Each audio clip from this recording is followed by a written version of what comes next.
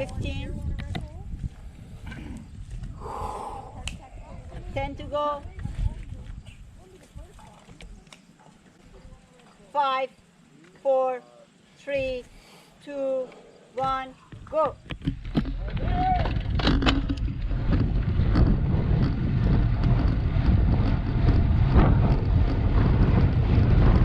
Hello everyone. So last weekend I participated in my first ever TT race in Ontario. So this is going to be a short clip of the effort. So let's get into it.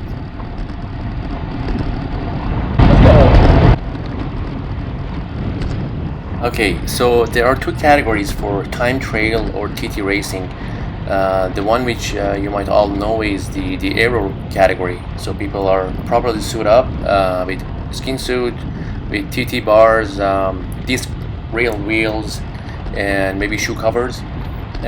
So the other category that I raced in is somewhat closer to road cycling, because actually you're using your own road bike in order to do a time trial race, right?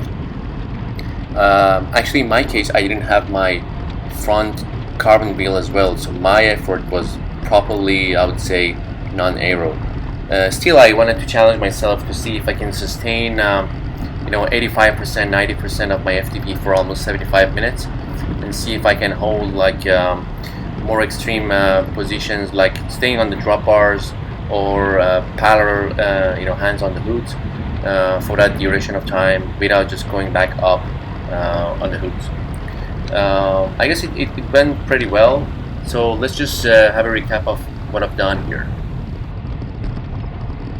So as you can see on the screen, this is the lap of 1 out of 5. My strategy was doing a negative split of laps. That being said, it means that every lap that you define on your own, the more you carry on going to the next lap, you're going to increase your wattage, right? So actually you're going to see the lap 1 summary.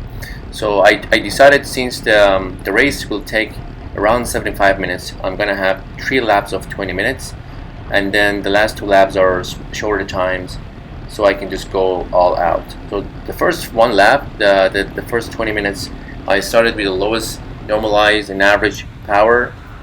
As you saw, it was around 243 watts, right? And the fact that normalized is pretty close to my average shows that I was able to sustain, a sustained effort rather than just jumping up and down with other wattage.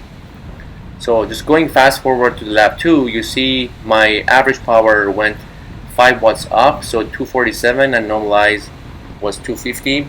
I gradually felt comfortable on the road, and I decided to just carry on increasing the wattage. So going into the third lap, the third 20 minutes, so by this point I'm almost like in the half point of the race, right? So I felt like I can sustain this. My average heart rate was still manageable, 167, 168.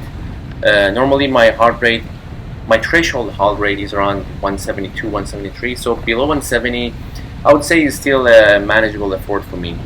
So I decided to just bring that up by a notch. So I decided for the third 20 minutes I'm gonna push above 250, and so like in a few seconds you're gonna see the summary of the lap 3, and I was actually happy that I could actually surpass a few other riders.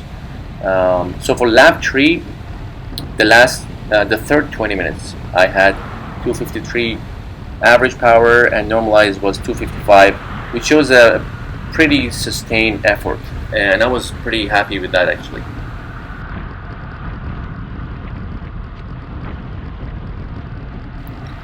Okay, at this point I recall I just had an energy gel, so I thought I have almost 20 more minutes. Let's just divide it into 2 laps. The first one I should be able to sustain around 255, and then upon reaching the 40-kilometer mark, I'm gonna go all out for the last 6 kilometers, which I assume it would take around 10 minutes, right? So that's why lap 6 is so short. I'm sorry, lap 4 is so short. It was only 6 minutes.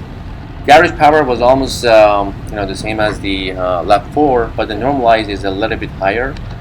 And so when I started lap 5 at around 40-kilometer mark, I just went all in, right? You see my heart rate is gradually going up, and I try to just do whatever I could to just finish the race strong.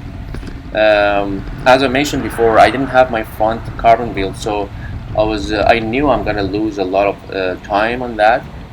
And you see actually a rider is passing me the last 500 meters. I mean, she was in another category, on the aero category, but still, you see I'm putting out like almost 400 watts, and still I'm getting surpassed easily.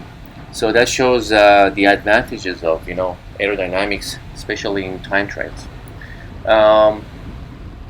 So yeah, so we are already passing the 45th kilometer mark, so that's pretty much the end of the race. Like I say, it's like the last kilometer or so.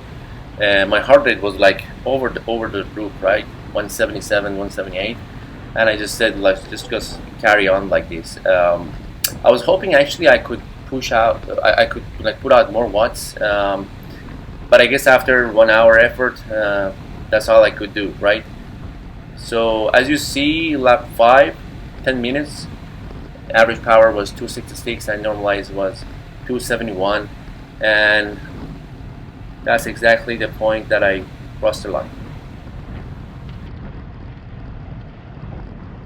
So now looking back at my effort, I'd say I'm actually satisfied with the job that I've done for my first TT race. I'm gonna carry over so many points that I've learned in this race for my next TT race actually. And you know what?